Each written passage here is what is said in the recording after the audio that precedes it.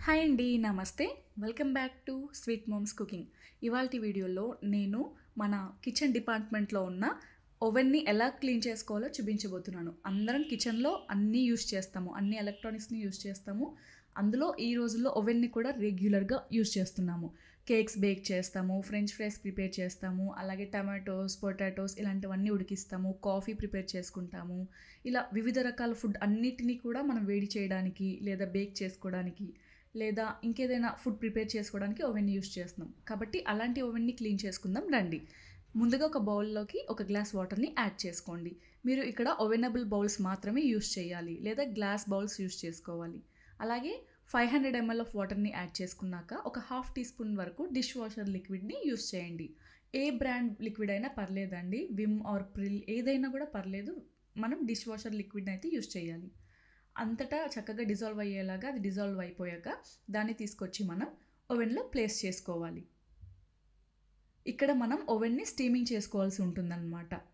ప్రతి ఓవెన్‌లో కూడా స్టీమింగ్ ఆప్షన్ అనేది ఉంటుందండి. ఒకవేళ స్టీమింగ్ ఆప్షన్ లేకపోతే మీరు మైక్రోవేవ్ కండిషన్‌లో పెట్టి కూడా స్టీమ్ చేయొచ్చు. నేనైతే ఇక్కడ ఓవెన్‌ని ఫస్ట్ స్టార్ట్ చేశాను. అలాగే స్టీమేట్ క్లీనింగ్‌లో ఉంటుంది కదా! ప్రతి ఒక్క ఓవెన్‌కి 99% ఉంటుంది. ఈ విధంగా మనం స్టీమ్ క్లీన్ ప్రాసెస్‌లో పెట్టుకొని స్టార్ట్ చేసుకోవాలి. అప్పుడు 10 మినిట్స్ ఆర్ 15 మినిట్స్ లేదా 8 మినిట్స్ మనం అడ్జస్ట్ చేసుకోవచ్చు. టైమింగ్ అనేది మనం అడ్జస్ట్ చేసుకోవచ్చనమాట. నేనైతే ఒక 10 మినిట్స్ పెట్టుకుంటున్నానండి స్టీమింగ్. స్టీమింగ్ చేసుకుంటే ఈజీగా ఉన్న ఆ మరకలన్నీ కూడా చాలా ఈజీగా వచ్చేస్తాయి. కొద్దిగా మనం స్క్రబ్ చేయంగానే ఈజీగా వస్తాయన్నమాట.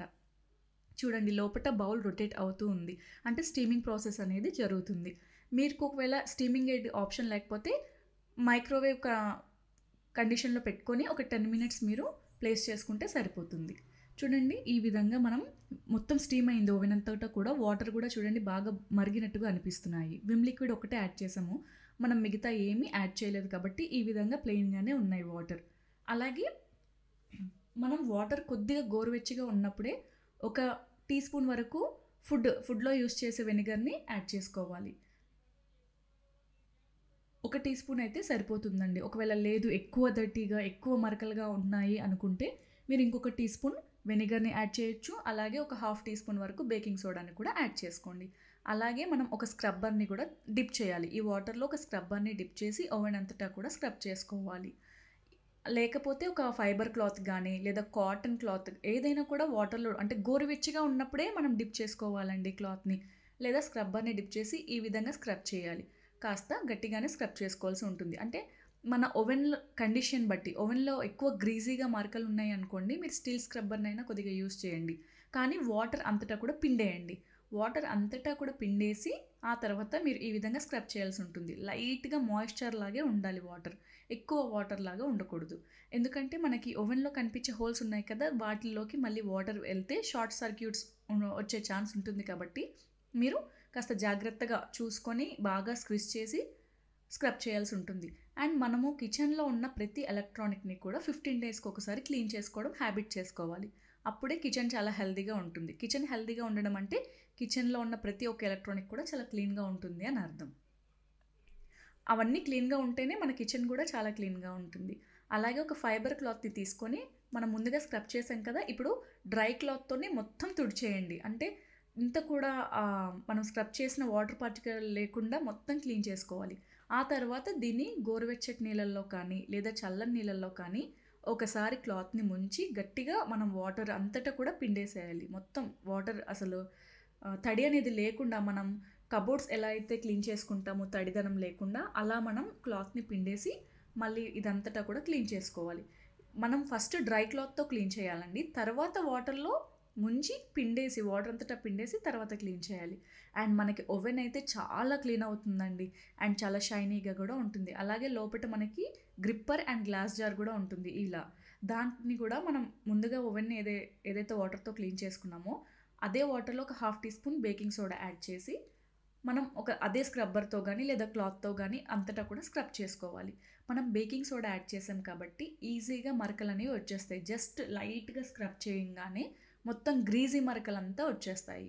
చూడండి వీడియో క్లిప్‌లో నేను క్లియర్‌గా చూపిచ్చాను. ఇలా జస్ట్ స్క్రబ్ చేస్తే మొత్తం మరకంతటా కూడా క్లీన్‌గా వచ్చేస్తుంది.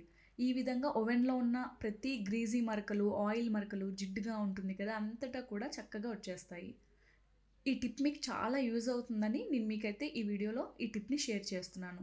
ఓవెన్ గానీ, లేదా ఫ్రిడ్జెస్ గానీ, ప్రతి ఒక్క ఎలక్ట్రానిక్ ఐటెమ్ ఇంట్లో చాలా క్లీన్‌గా మెయింటైన్ చేస్తే అది మనకి చాలా మంచిదండి. ఈ విధంగా స్క్రబ్బర్‌తో అంతటా స్క్రబ్ చేయండి. అలాగే తర్వాత సింక్‌లో పెట్టి వాష్ చేసుకోండి.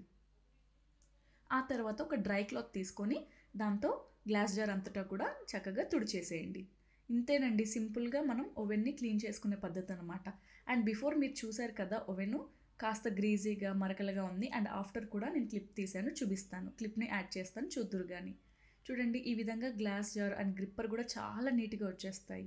మీరు ఒకవేళ చాలా మంత్స్ నుంచి క్లీన్ చేయలేదు అనుకుంటే ఫస్ట్ అంటే స్టార్టింగ్‌లో నేను వెనిగర్ యాడ్ చేశాను కదా! ఆ టైంలో ఒక హాఫ్ టీ స్పూన్ వరకు బేకింగ్ సోడాని కూడా యాడ్ చేసి ఓవెన్‌ని క్లీన్ చేయండి.